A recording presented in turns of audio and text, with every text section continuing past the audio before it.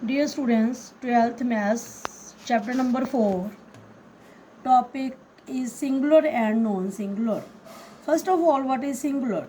A square matrix A is said to be singular if A determinant is equal to 0. अगर हमारे पास A determinant 0 के equal हो जाए तो उसको हम क्या बोलते हैं? सिंगुलर. फॉर एग्जाम्पल हम एक एग्जाम्पल लेते हैं. जैसे A हमें एक मैट्रिक्स दिया हुआ है जिसकी फर्स्ट रो 1 2 है और सेकंड रो 4 8 है. अगर हम इसका डिटर्मिनेंट फाइंड आउट करें तो इसका डिटर्मिनेंट क्या आएगा? 1 2 4 8. तो इसका डिटर्मिनेंट आएगा 1 इंटू 8 माइनस 4 इंटू 2. तो ये कितना हो गया? 8 minus 8 is equal to 0. It means ये क्या होगा हमारे पास? सिंगुलर. अगर किसी भी गिवन मैट्रिक्स का डिटर्मिनेंट 0 आएगा तो वो सिंगुलर होगा. उसके बाद बात करते हैं नॉन सिंगुलर की. A square matrix A is said to be non singular if A determinant not equal to 0. अगर A का डिटर्मिनेंट नॉट इक्वल टू 0 आएगा तो वो नॉन सिंगुलर होगा. एग्जाम्पल के कैसे है? A हमें मैट्रिक्स दिया हुआ है, फर्स्ट रो है 1 2 और सेकंड रो है 3 4. अगर हम इसका डिटर्मिनेंट ले, मान लीजिए हम A का डिटर्मिनेंट फाइंड आउट करते हैं तो ये आ गया 1 2 3 4. डिटर्मिनेंट में लिखेंगे तो ये आ जाएगा 1 इंटू 4 माइनस 3 इंटू 2. तो ये हमारे पास बन जाएगा 4 माइनस 6 इज इक्वल टू -2. तो ये क्या आ गया हमारे पास? Not equal to 0. तो हमें क्लियर हो गया अभी सिंगुलर होगा अगर डिटर्मिनेंट इक्वल टू 0 है, नॉन सिंगुलर होगा अगर डिटर्मिनेंट नॉट इक्वल टू 0 है. नेक्स्ट हम थ्योरम्स करते हैं. इसकी रिजल्ट्स है if A and B are non singular matrices of the same order then AB and BA are also non singular matrices of the same order.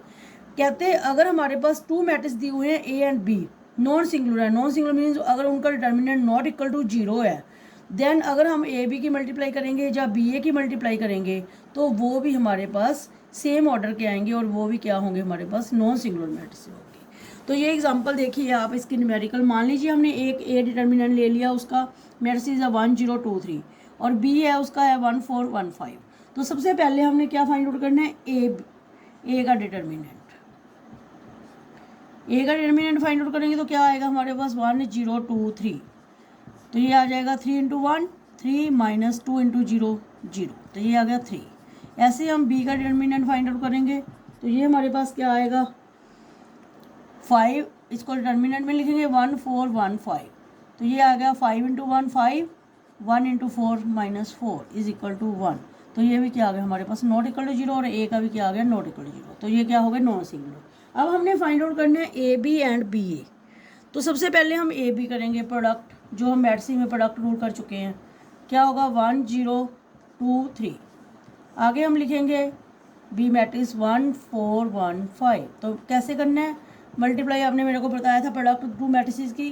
First row इसका first column से 1 को 1 से करेंगे 1 आ गया, 0 को 1 से करेंगे +0 हो गया. उसके बाद 1 को 4 से करेंगे कितना हो गया? 4. 0 को 5 से करेंगे कितना हो गया? 0.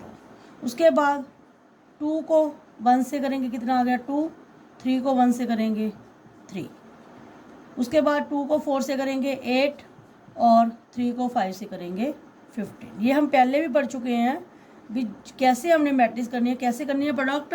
फर्स्ट रो की फर्स्ट कॉलम के एलिमेंट से, फिर फर्स्ट रो की सेकंड एलिमेंट कॉलम से सेकंड मैट्रिक्स के, फिर सेकंड रो की फर्स्ट कॉलम से सेकंड मैट्रिक्स के, फिर सेकंड रो की सेकंड कॉलम से सेकंड मैट्रिक्स से. तो ये मल्टीप्लाई करने के बाद हमारे पास कैसे आ गया? ये आ गया एलिमेंट्स 1 4 5 और 23. अगर हम इसका डिटर्मिनेंट निकालेंगे AB का डिटर्मिनेंट तो ये हमारे पास क्या आ जाएगा? डिटर्मिनेंट में लिखेंगे 1 4 5 23. इसको अगर हम प्रोडक्ट करके करेंगे सॉल्व तो ये हमारे पास आ जाएगा 1 इंटू 23 कितना हो गया हमारे पास? 23. कितना हो गया ये? 23 माइनस 5 इंटू 4 कितना हो गया? 20. तो ये कितना आ गया? 3. तो ये भी क्या आ गया हमारे पास? Not equal to 0. अब हम बात करते हैं BA. तो BA मैट्रिक्स निकालने के लिए हम कैसे करेंगे इसको? देखिए B पहले लिखेंगे 1 4 1 5 और A मैट्रिक्स बाद में लिखेंगे. क्या था? 1 0 2 3. इनकी प्रोडक्ट करेंगे वैसे ही सेम मेथड से. 1 को 1 से करोगे कितना आ गया? 1. 4 को 2 से करोगे कितना आ गया? 8. 1 को 0 से करोगे कितना आ गया? 0. और 4 को 3 से करोगे कितना आ गया? 12. इसके बाद 1 को 1 से करोगे 1 आ गया, 5 को 2 से करोगे कितना आ गया 10, और उसके बाद 1 को 0 से करोगे 0 आ गया, और 5 को 3 से करोगे कितना आ गया 15।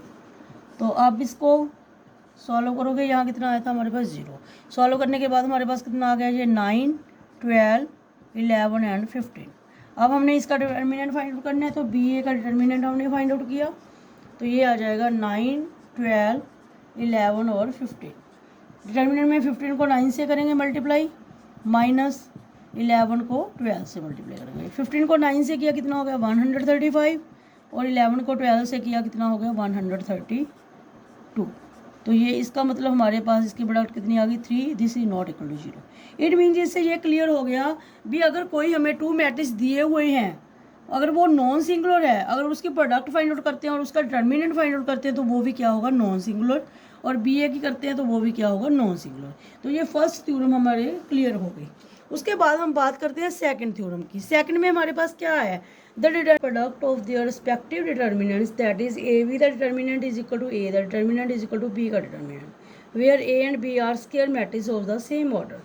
अगर हमारे पास 2 मैट्रिक्स हैं ए एंड बी, ए का अकेले हम डिटर्मिनेंट लें, बी का अकेले डिटर्मिनेंट लें, उनको प्रोडक्ट करें, या फिर लेफ्ट साइड में अगर हम ए बी की पहले प्रोडक्ट करें मैट्रिक्स की, फिर उसका डिटर्मिनेंट लें, तो दोनों ये क्या होंगे इक्वल। इसकी एक कंडीशन ये है ये सेम ऑर्डर के होने चाहिए। ये मैं आपको न्यूमेरिकल एग्जांपल में से बताती हूँ। एग्जांपल के जैसे हमारे पास क्या है, एक मैट्रिक्स ही ले लिया हमने 2x2 ऑर्डर का, तो इसमें हमारे पास क्या है फर्स्ट रो 1 2, सेकंड रो है क्या 3 4, और बी भी हमने ले लिया सेम ऑर्डर का 2x2 का, फर्स्ट रो है 2 3, सेकंड रो है 4 5। सबसे पहले हम ए का डिटर्मिनेंट लेंगे। ए डिटर्मिनेंट मीन्स 1 2 3 4, इसका डिटर्मिनेंट लोगे तो इसका मतलब क्या होगा 1 × 4 माइनस 2 × 3, तो ये आ जाएगा 4 - 6, इस मीन्स -2।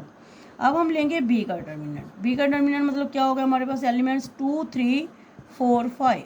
अब इसका डिटर्मिनेंट लेंगे तो ये बन जाएगा 2 × 5 माइनस 3 × 4, तो ये आ जाएगा 10 - 12 इज इक्वल टू -2।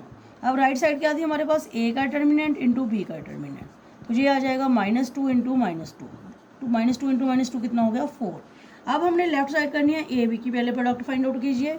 ए की प्रोडक्ट करने के लिए ए मैट्रिक्स हमारे पास लिखा, उसके बाद हमने बी मैट्रिक्स की वैल्यू पुट की, दोनों की प्रोडक्ट जो हमने प्रोडक्ट पहले थर्ड चैप्टर में ऑलरेडी डिस्कस कर चुके हैं। 1 को 2 से करेंगे 2 हो गया, 2 को 4 से करेंगे 8, फर्स्ट रो को फर्स्ट कॉलम से, फिर फर्स्ट रो को सेकंड कॉलम से, 1 को 3 से करोगे 3 हो गया, 2 को 5 से करोगे 10 हो गया, फिर सेकंड रो को फर्स्ट कॉलम से 6, 4 4 जा 16, उसके बाद फर्स्ट सेकंड रो को सेकंड कॉलम से 3 3 जा 9 + 4 5 जा 20। अब इसको आप सॉल्व कीजिए, तो ये हमारे पास बन गया 10 13 22 एंड 29। अब हमने लेफ्ट साइड क्या थी हमारे पास, ए बी का डिटर्मिनेंट। जब ए बी का डिटर्मिनेंट लेंगे तो ये हो गया हमारे पास 10 13 22 29। अब इसको सॉल्व कीजिए, ये बन जाएगा 29 × 10 माइनस 22 × 13, ये बन गया 290 माइनस 6 286, तो ये कितना आ गया हमारे पास 4।